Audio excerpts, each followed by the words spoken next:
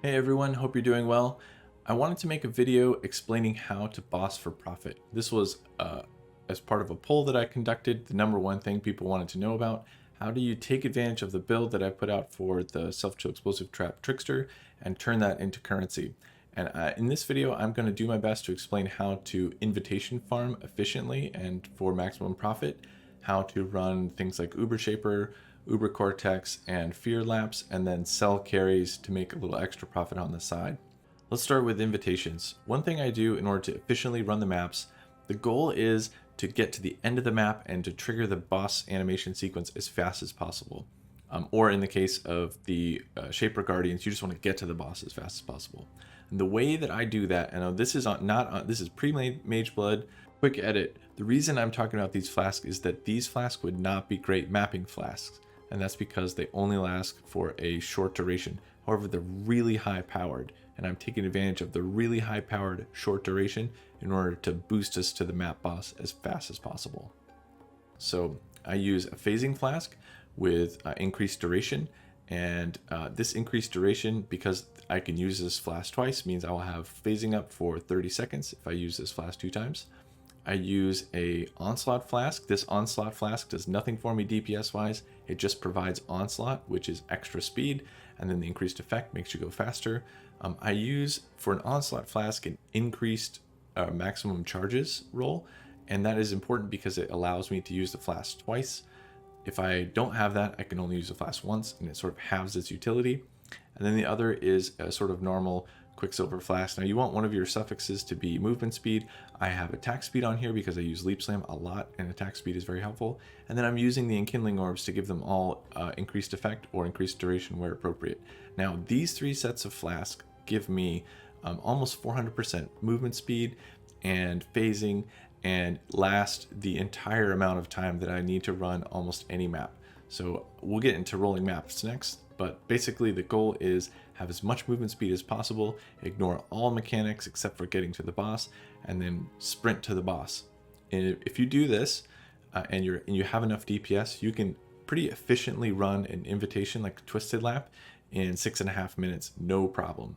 And if you upgrade later into Mage Blood, you can do a Twisted Lap in like 6 minutes or sub 6 minutes. It's very easy, and highly recommend Flask. This is really important to doing this for maximum profit.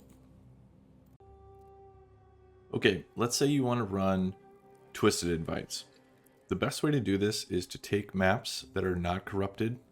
You can buy them off trade for 14, 15C, or I generally buy them in bulk. I put up like a want to buy ad, and people will message me selling 10, 20, sometimes up to 60. I think the biggest trade I've ever done is 90 plus. Those maps are going to be random, and the way to get them to favorable layouts is to use Horizon Orbs. These are pretty cheap. And just look for maps that you can run quickly. So Forbidden Woods, kind of long. Barrows, kind of short. Cemetery's great. Core's great. Coliseum, I hate. Let's go with Core. Temple's good. Malformation's slow. Arsenal's okay. Coves is amazing. And you go through all these and roll them that way. The only map mods I actually don't want to run are no regen, like this. Cannot regen life, mana, or energy shield. I can actually run that map, but it slows me down, so I would prefer not to do that. So we're just gonna roll these 8 maps. Generally, I would do a big set of them and then run like 25 in a go. And let's see how we do. We're just gonna probably fast forward through this.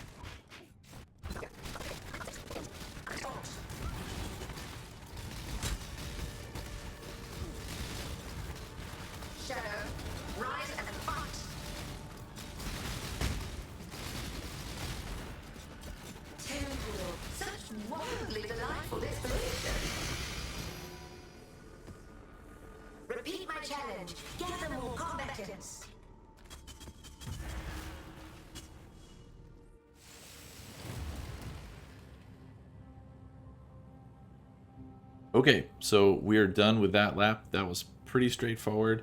You can see a bunch of the maps are super easy to just sprint to the end, and we came away with 5 fragments, a Cirrus Guardian map, and 7 Writ Splinters. So pretty good, not too bad. And I think we were a little lucky because we Val Orbed up to 116% quant. Normally what I would do is I would roll the invitation to 65 plus, and then I would Val it no matter what. And I run basically any mod, it doesn't matter. I run anything. Trappers are really nice in that you don't have to worry too much about LE Reflect, Fizz Reflect. If you do run something like LE Reflect, you just have to not Frostblink or Flame Dash around. But yeah, pretty straightforward stuff. Next, let's look at Uber bosses. So first thing I want to point out is that Uber Maven, Uber Exarch, and Uber Eater of Worlds are generally not as profitable as the other things that you can do, because there are specialized builds that can do nothing else. Like there's ZHP builds that can just one-shot Uber Maven and do skips, like Ice Trap Assassins. And those builds are really good at farming Uber Maven, and so the profit is centered around people who can run those really fast and get exceptional gems that are only a 1 or 2% drop rate. And so in general, I won't run Uber Maven, I won't run Uber Exarch or Uber Eater, just because there's not that much profit in it. And I don't personally like the 1% drop rate and then everything else being trash. I love doing Uber Shaper. It's pure profit. If you can run Uber Shaper in 5 minutes or less is when I'd start thinking about doing it. Just like the invitations, the profit margins are centered around how fast you can run the map. I use the same movement speed flask that's rolled with an Enkindling Orb to rip through the early bosses and interstitial maps as fast as I can. And one thing to look at before you decide to do this also is that Uber Shaper profit margins are centered around the Sublime Vision. UnID's Sublime Visions are dropping at around 4%. And if you're doing 12 Uber Shapers an hour, that's around 8 to 10 div on average, not including the fragments that you're guaranteed to drop.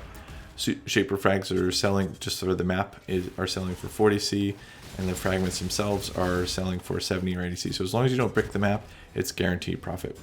One quick tip, if you've never done this ball phase or aren't comfortable with it, is don't move. The spot in the bottom corner here is great. I just go run and hide down there and then wait for the balls to come, and I make very, very small adjustments to survive the ball phase pretty easily. I can't remember the last time I failed the ball phase.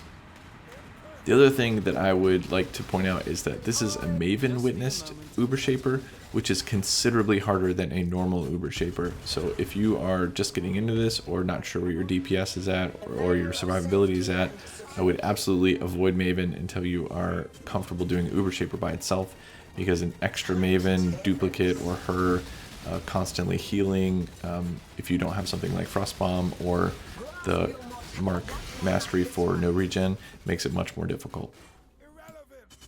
The last thing I want to say about Uber Shaper is that there are several drops that are really good. Orb of Dominance is worth a div right now. Starforge is worth a lot.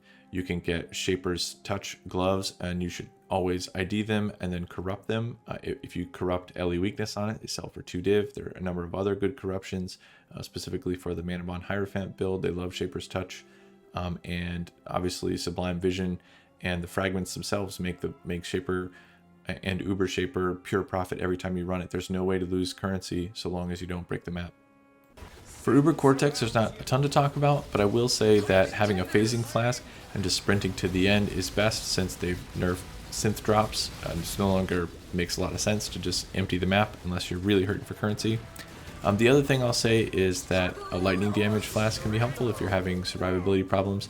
And then Uber Cortex is really crazy and can roll just the nuttiest mods. This is a super turbo, so this is 66% increased turbo attack speed and cast speed, which makes it pretty rippy, and then 138% more monster life. It's going to be pretty variable. Another one that sucks to roll is reduced ailment effect for this particular build. I will say that just double check the mods and make sure that you have enough DPS that it's not going to be a problem for you if you roll something that is going to slow you down significantly. I'd also not run Cortex outside of a feared rotation. The profit margin is just really small and you're reliant on really big synth drops, so it's much better to use feared at the same time. Uber Elder is one of the harder fights in the game, and it's particularly difficult if you're Maven witnessing it. I'm doing a carry here. This is, yeah, I think some tips for the fight are go slow. You'll see I stutter step a lot, and that's so that I give myself lots of room to dodge the balls and go in a circle. I'm sure there are lots of videos on how to do this fight successfully. I hide in the corner with the balls, just like Uber Shaper, but pretty much I'm just sort of going in a circle, sort of slowly, stutter stepping, and DPSing down Shaper and Elder. I do make a change to equipment in this fight. I switch into Determination and Defiance Banner and out of Heralds, so that I am quite a bit tankier. The fight itself is really more about DPSing really quickly and then surviving for a while Zana moves on to the next block or whatever it is she's doing on the corners of the map. In this clip, I'm doing a carry, so I left the map, I hit F9 and then came back. I asked the person to come in, and once they're in the room, that first entrance lobby area, I then go in and finish the fight. This is the safest way to do it. I've bricked fights before just trying to get people to come in. Either I die or you know, it's just hard to type. So this is the safest way to do it, and then they can come in and get their Void Stone or whatever.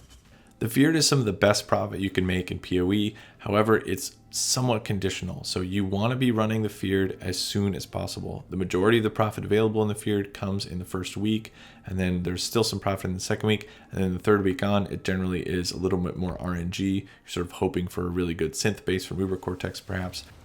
Couple tips about the fight. The first is prioritize Uber Atziri. She's by far the worst, and then Cortex after that, and then anybody else after that.